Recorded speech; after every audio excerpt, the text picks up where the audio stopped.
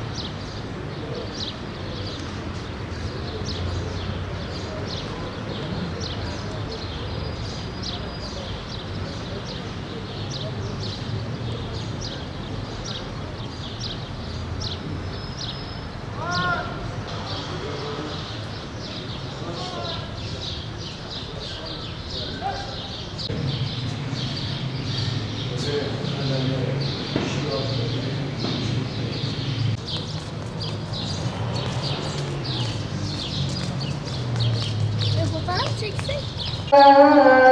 والسلام عليك يا رسول الله.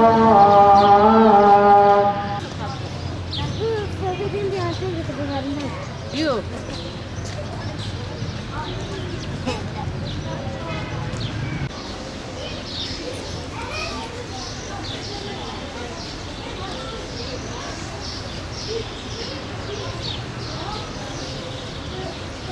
Yaklaşık olarak bu camide 5 yıldır falan 6. yıla gireli görev yapmaktayım.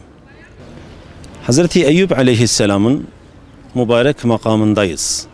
Hazreti Eyüp Aleyhisselam, Hazreti İbrahim Aleyhisselam'ın oğlu, İshak Aleyhisselam'ın oğlu İs'in neslinden gelmektedir. Eyüp Aleyhisselam, Beni İsrail'e gönderilmiş bir peygamberimizdir.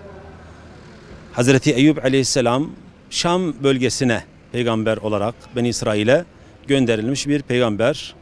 Çok malı, mülkü olan bir peygamberdir. Allahu Teala ona mal ve evlat ikram etmiş. Allahu Teala Celle Celaluhu onu imtihan etmiş. Eyüp Aleyhisselam'ı özet olarak biz söylüyoruz. Geniş söylesek zaten zaman yetmez. Çok özet söylüyoruz. Allahu Teala onu canıyla, malıyla, evlatlarıyla imtihan etti. Önce çocukları tek tek olaylarda vefat ettiler. Ondan sonra imtihan vesilesiyle malı da elinden gitti. Ondan sonra kendisi imtihan oldu. Hastalık ona isabet etti.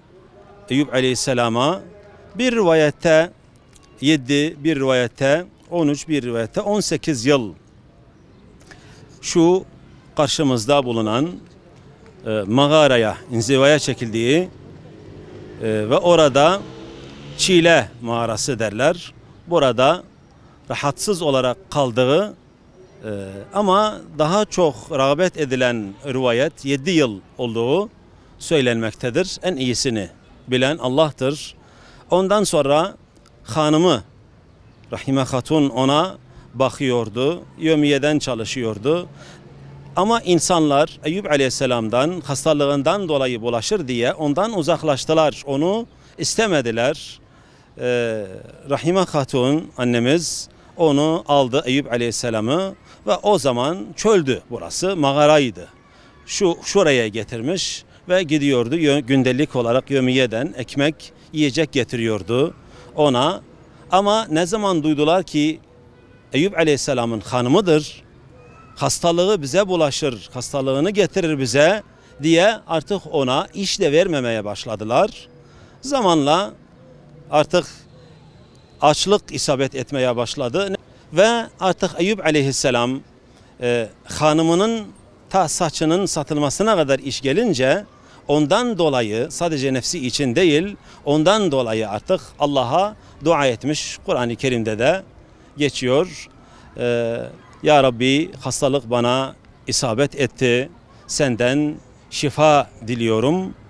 Allahu Teala Celle Celaluhu, Eyüp ayağını yere vur, oradan su çıkacak, guslet ve o sudan iç. Eyüp Aleyhisselam o sudan ayağını yere vurdu, o sudan içti ve gusül yaptı. O ayağını yere vurduğu yer şu karşıdaki kuyunun olduğu rivayetlerde söylenir. Tabi bu rivayetler dilden dile tevatüren anlatılan, bize gelen rivayetlerdir. En doğrusunu Allah bilir. Şu kuyunun olduğu söylenmekte ve orada gusledip su içince gençleşmiş ve hastalığı gitmişti. Hanımı Rahime Hatun gelmiş, kocası görünmüyor. Bir tane genç bir adam görüyor orada. Demiş ki benim burada bir tane yaşlı ihtiyarım var. Ey delikanlı demiş, sen onu görmedin mi? Nereye gitti o? Kalkamaz demiş o. Yatalaktır o. Ve gülümsemiş Eyüp Aleyhisselam. Eyüp Aleyhisselam gülümserken kocasına benzetmiş. O durmuş, demiş neden durdun? Rahime annemiz demiş ki seni kocama, rahmetlik ihtiyara benzettim. Aynen senin gençliğin onun gençliğine benziyor demiş. Hatun benim demiş. Eyüp benim demiş. Öyle mi? Benimle alay mı ediyorsun? Hayır demiş. Benim. Kendisi de o sudan içmiş ve banyo yapmış. O da gençleşmiş. Ve Allahu Teala onun, Kur'an-ı Kerim'de de anlatılıyor, onun sağlığını geri verdik. Mallarını geri verdik. Bir katını daha, çocuklarını geri verdik ve bir katı daha sağlığına, tekrar malına Allahu Teala ve çocuklarına tekrar onu kavuşturmuş. Eyüp Aleyhisselam sabır timsalidir. Allahu Teala Celle Celaluhu şefaatinden bizleri ayırmasın. Yanı başında bulunduğumuz makamının hürmetine bizi ona layık olduğu ve onun makamına hakkıyla hizmet edebilenlerden bizleri eylesin. En önemli Eyüp Aleyhisselam'ın mesajı Müslümanlar için kıyamet gününde bir üsve olacak Eyüp Aleyhisselam. Hangi hususta üsve olacak? Yani benim şöyle derdim var, benim böyle sıkıntım var, şöyle hastalığım var, ibadetten geri kalma, vazifeden geri kalma, Allahu Teala'ya karşı olan ibadet ve taatlerine geri kalma hususunda en önemli üsve Eyüp Aleyhisselam'dır. Hastalığında dahi Allah'ına ibadet ediyor, ibadetlerini, farzlarını yerine getiriyordu, aksatmıyordu. Ama biz aciz olan kullar bir şey olduğu zaman hastalığımızı bahane ediyoruz. İbadetlerimizi ifa etmemeye çalışıyoruz. Hastalığı bahane ederek, sıkıntıyı bahane ederek. Ama Eyüp Aleyhisselam bize en güzel örnektir bu hususta. Evet. Daha çok ziyaretçilerin ülkemizde içeriden ve dışarıdan, ülkemizin dışında da çok misafir geliyor, şahit oluyoruz Eyüp Aleyhisselam'ın makamını ziyarete. Genelde yazda geliniyor. Böyle baharda, sonbahara doğru bu sıralarda daha çok yoğunlaşıyor, farklılaşıyor tabii ama en çok ziyaretin olduğu, kalabalığın olduğu zamanlar bu zamanlar. Burada ziyaret ediyorlar, mağaraya giriyorlar, dua ediyorlar. Şifalı sudan içiyorlar. Buradan su alıyorlar, memleketlerine, ülkelerine götürüyorlar. Derdi olan, sıkıntısı olan geliyor bir umutla Eyüp Aleyhisselam'a Allah şifa verdiği gibi bir umutla kimisi kendisi, kimisi hanımını getirmiş, kimisi çocuğunu getirmiş.